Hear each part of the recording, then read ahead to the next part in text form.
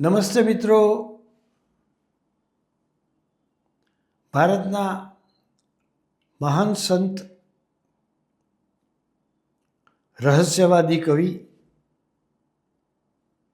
સંત કબીરના પુત્રનું નામ કમાલ હતું. કમાલ પણ કબીરજીની જેમ જ ખૂબ જ્ઞાની હતા. એક વખત સવારના સમયે સંત કબીર એમના પુત્ર કમાલની સાથે ચાલતા ચાલતા જતા હતા. પહેલાંના વખતમાં અનાજ દળવાનું કામ ઘંટીથી થતું હતું. પથ્થરના બે પૈડાની જે ઘંટી આવે એમાં અનાજ નીચે મૂકી ઉપર બીજો પથ્થર મૂકી એના ઉપર દંડો હોય એ હાથમાં રાખી ગોળ ફેરવીને અનાજને દળવાનું કામ કરતા હતા. આવી રીતે એક સ્ત્રી અનાજ દળતી હતી. કબીરે આ જોયું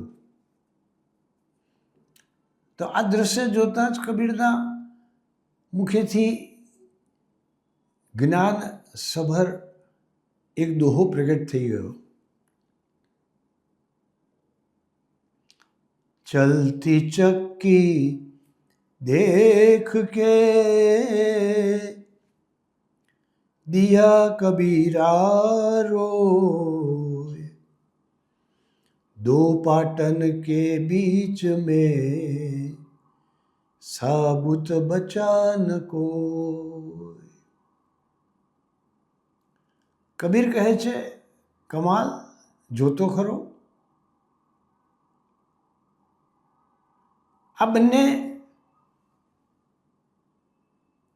પથ્થરના જે પૈડા છે એની વચ્ચે જે અનાજ આવે છે એ બધું ભાંગીને ભૂકો થઈ જાય છે, એ બધું દળાઈ જાય છે. કોઈ દાણો એવો નથી કે જે સાબુત રહેતો હોય, જે આખો રહેતો હોય. ભાંગીને ભૂકો થઈ જાય છે. શું માણસના જીવનની દશા પણ આવી નથી? એ કાળ અને માયાના પૈડાની વચ્ચે પીસાઈ જતો નથી. એક બાજુ કાળ છે, બીજી બાજુ માયા છે.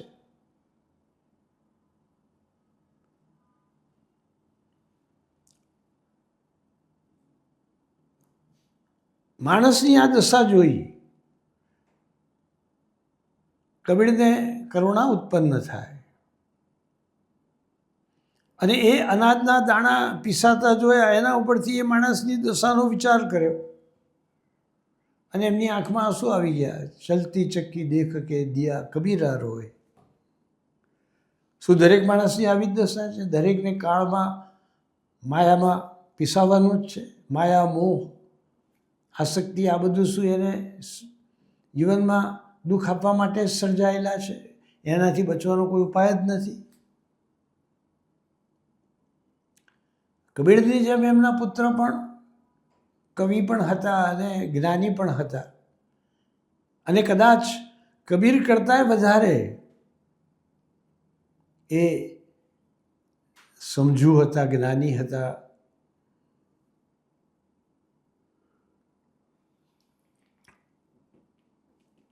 કમાલ કહે છે, પિતાજી તમે કહ્યું કે બધા જ દાણા ઘંટીના બે પૈડાની વચ્ચે પીસાઈ જાય છે, પણ ના, એવું નથી. થોડા દાણા એવા પણ છે જે આખા રહી જાય છે. તો કબીરે જે દોહો રચ્યો એના જેવો બીજો દોહો કમાલે પણ ત્યાં રચી કાઢ્યો. આરે પારે જો રહા જીના પીસે સોય, खूंट पकड़ कर जो रहे पीस सके ना कोई. પિતાજી ધ્યાનથી જુઓ,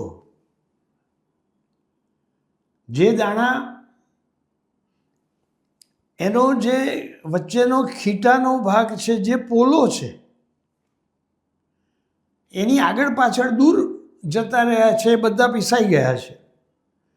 પણ વચ્ચેનો જે ભાગ છે, ખૂંટાનો ભાગ છે, ત્યાં જે દાણા આવી ગયા છે, ત્યાં પથ્થર જ નથી, એટલો ભાગ તો પોલો છે. બે પથ્થરની વચ્ચે હોય તો પીસાય, ઉપરનો ભાગ પોલો હોય તો પછી કશાના ઘર્ષણમાં આવવાનો જ નથી, તો એ પીલાવાના ક્યાંથી છે? ખૂંટ પકડ કર જો રહે, પીસ શકે ના કોઈ.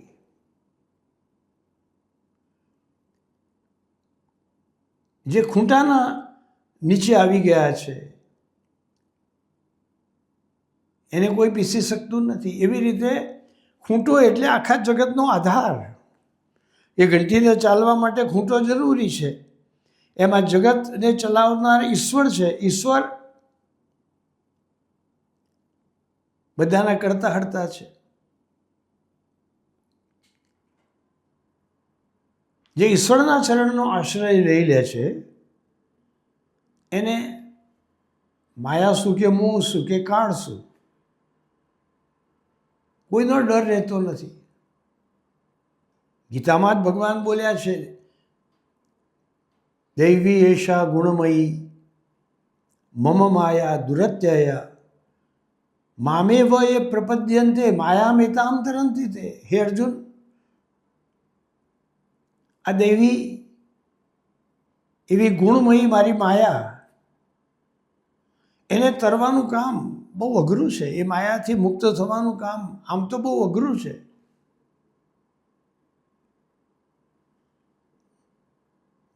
પણ જે મારા શરણે આવે છે એ બહુ સહેલાઈથી આ માયાને તરી જાય છે. મામેવ એ પ્રપદ્યંતે, જે મારા શરણે આવે છે, માયામ એતામ તરંતિ તે, એ માયાને તરી જાય છે.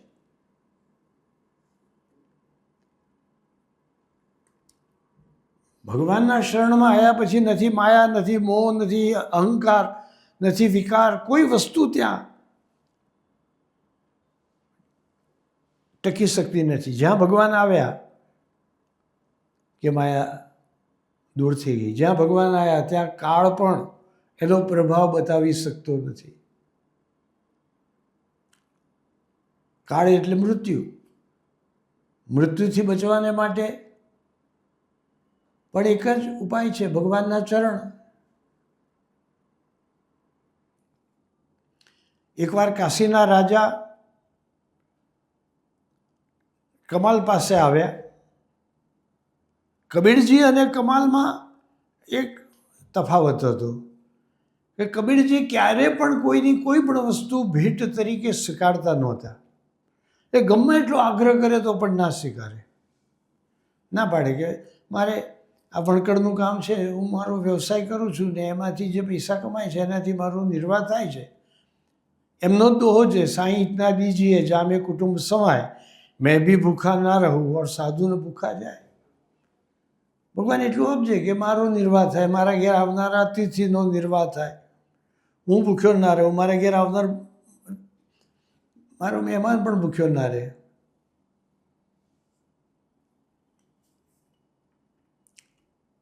પણ કમાલની કમાલ એ હતી કે એટલું પણ મહત્વ નહોતા આપતા કે હું ના સ્વીકારું. એ કોઈ આગ્રહ કરે કે હું તમારા માટે ભેટ લાવે છું, તો મારે તો કોઈ જરૂર નથી, પણ તું લાવે છે તો તું અહીંયા ઢગલો પડ્યો છે એમાં મૂકી દે, જેને જોઈતું હશે લઈ જશે, મારે જોઈતું નથી. પણ નહીં જ લઉં, નહીં જ સ્વીકારું એવું નહીં, મૂકી દે અહીંયા. રાજા એક મૂલ્યવાન હીરો લઈને આવેલા. રાજા કહે છે કે હું તમને અતિશય જે કિંમતી છે એવો હીરો ભેટ આપવા આવ્યો છું. કમાલ કહે છે હીરો હોય કે પથ્થર હોય એનાથી મને શું ફરક પડે છે, મારા માટે તો હીરો પણ પથ્થર જ છે, મારે એનું કોઈ કામ નથી. આ બધા લોકો જેમ અહીંયા મૂકી જાય છે ઢગલામાં, એમ તમે પણ આ ઢગલામાં મૂકી જાઓ. કોઈકને જોઈતું હશે જ લઈ જશે. મારા કામનું નથી.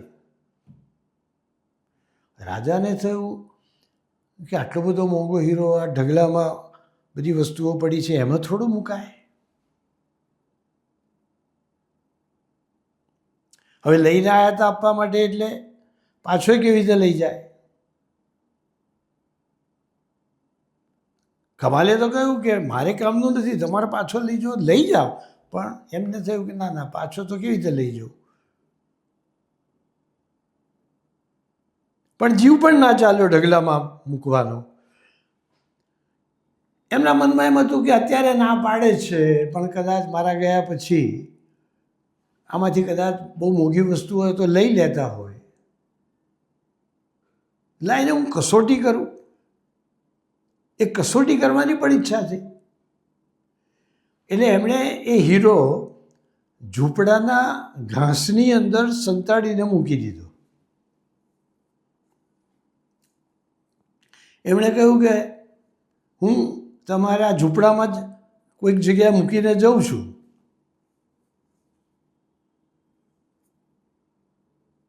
મારે પાછો નથી લઈ જવો. થોડા દિવસ પછી રાજાને થયું કે લાવ ને પેલા હીરાનું શું થયું જોઈએ. અને થોડો કમાલની સાથે પાછો વૈરાગ્ય, અનાસક્તિ અને જ્ઞાનની બાબતોનો સત્સંગ કરીએ.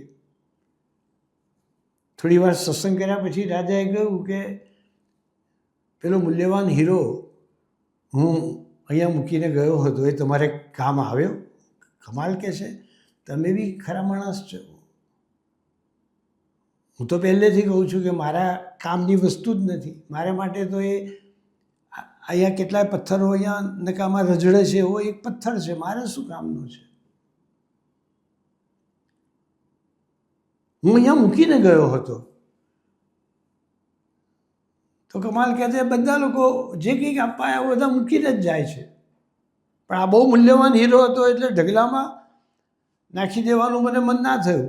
પણ મેં એ ઝૂંપડીનું ઘાસ છે એ ઘાસમાં સંતાડીને રાખ્યો હતો.